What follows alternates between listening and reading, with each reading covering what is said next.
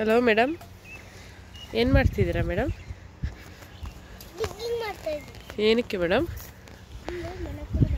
ಎಲ್ಲಿಗೆ ಮೇಡಮ್? ಬೆಂಗಳೂರಿಗಾ? ಏನು ಮಾಡ್ತೀರಾ ಮರಳನ್ನ? ಏನದು? ಹಾಂ, ಏನದು ಕೇಳಿ?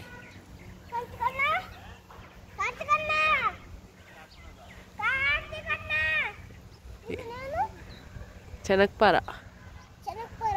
ಓಹೋ, ಅದರಲ್ಲಿ ಏನು ಮಾಡ್ಬೋದು? ತೋರಿಸಿ ಹೆಂಗೆ ಮಾಡೋದು ಅಂತ.